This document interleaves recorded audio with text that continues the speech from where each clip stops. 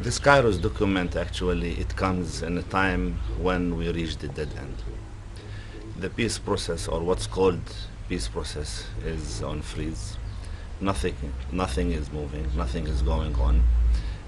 We just talk about peace, but actually what we witness is more constructing of the apartheid wall, more settlement, more confiscation of land, more homes demolishing in Jerusalem, more immigration. The people left without hope. They became in despair. And in this time, in this momentum, the Kairos document comes to say that we Christians should not live in despair, and we should live in hope.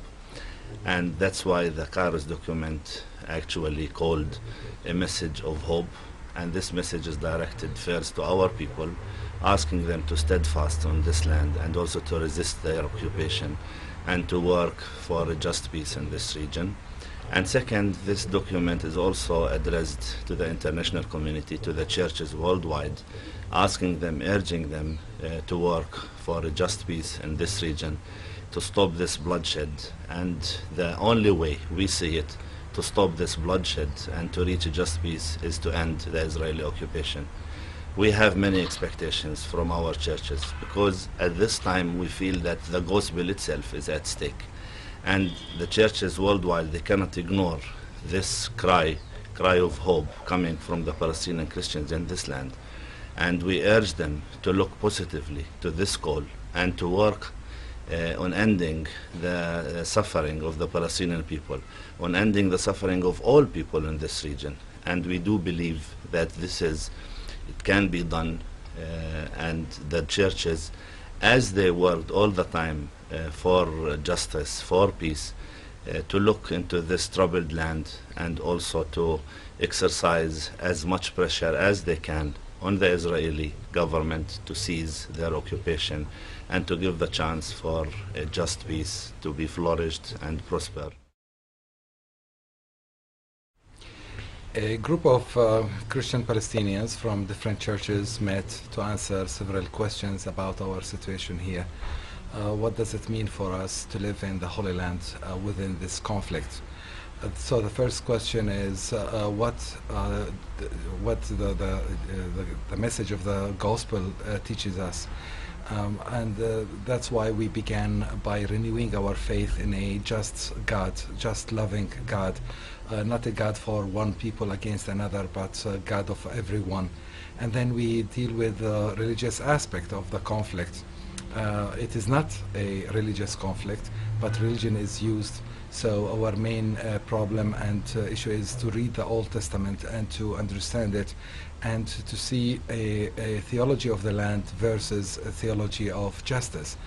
We cannot make a theology of the Old Testament neglecting justice for the Palestinians.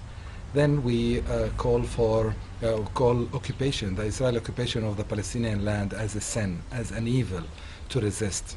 And our answer to all this is a message of love, resisting through the commandment of love of our neighbor and love of our enemy, where we want to liberate Palestinians who have a right for independence and freedom and security and peace for all. So the message of the gospel helps us today to renew our faith and to answer to this situation here.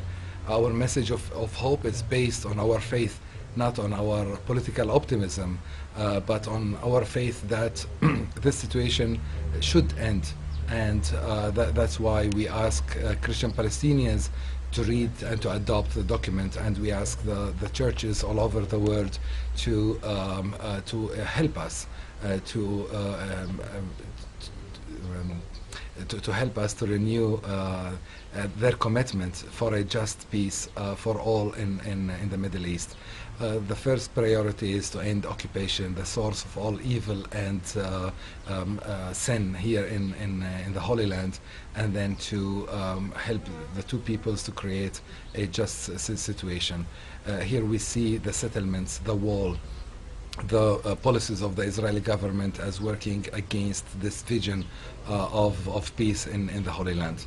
The Kairos document is an answer from the Palestinian church based on our faith, on the gospel.